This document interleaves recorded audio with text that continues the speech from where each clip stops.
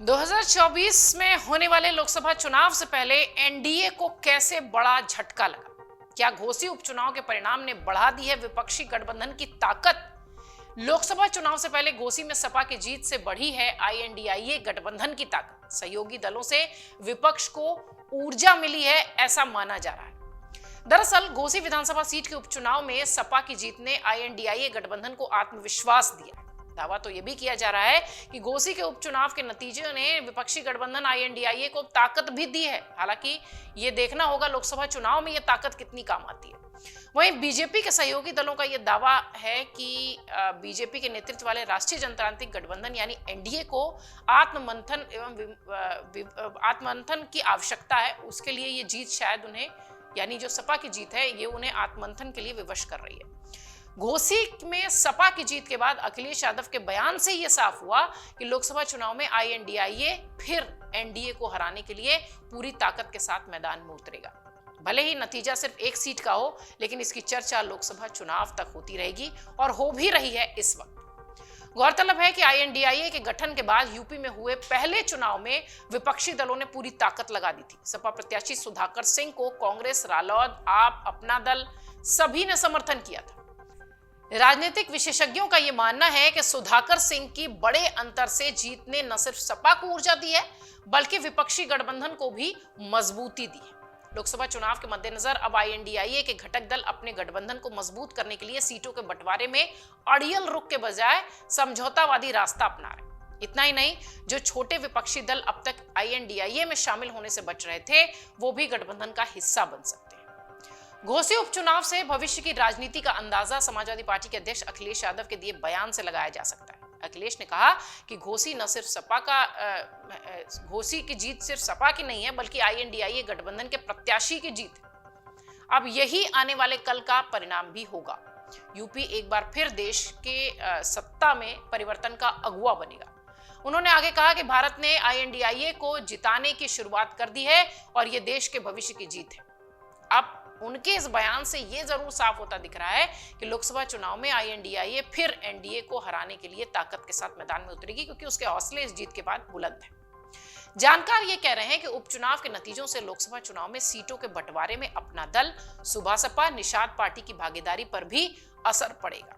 यदि उपचुनाव बीजेपी जीतती तो राजभर और निषाद को भी मजबूती मिलती और वो अपना मोल भाव वाला भी हिसाब किताब कर पाते, जो कि राजनीतिक विश्लेषक कहते हैं, लेकिन ऐसा अब कुछ होता नहीं दिखाई पड़ेगा।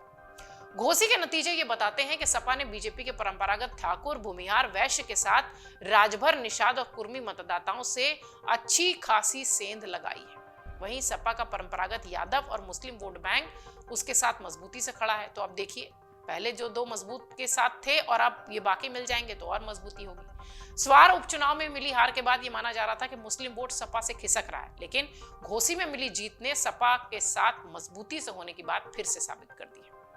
राजनीतिक जानकारों का यह भी मानना है कि घोसी उपचुनाव के नतीजे पूरे लोकसभा चुनाव के नतीजों पर असर डालेंगे। ये कहना उचित नहीं है, लेकिन यूपी में इसका असर होगा। खासतौर पर पूर्वांचल की सीटों पर बीजेपी को सोचना पड़ेगा। बीजेपी के लिए यह संदेश भी है कि वो इतना ताकतवर न माने कि राजनीति में वैसा ही होगा जैसा वो चाहेगी। घोसी में करीब 55,000 राजभर, 19,000 निषाद, 14,000 कुर्मी मतदाता है। बीजेपी ने सुभासपा अध्यक्ष ओम प्रकाश राजभर के साथ इसीलिए यहां पर इस तरह का गठबंधन किया था और निषाद पार्टी के अध्यक्ष संजय निषाद की भी यहां ढेरों रैलियां और बैठकें कराई गई थी। लेकिन चुनाव के आंकड़े बता रहे हैं कि कुर्मी, राजभर और निषाद मतदाताओं ने स्थानीय उम्मीदवारों को महत्व देते हुए मतदान किया, वोटिंग किया। यही नहीं, करीब 8,000 ब्राह्मण और तकरीबन 15,000 क्षत्रिय भी सपा की ओर चले गए। घोसी उपचुनाव में समाजवादी पार्टी ने बीजेपी प्रत्याशी दारा सिंह चौहान के खिलाफ अवसरवादी और बाहरी होने का मुद्दा भी उठाया।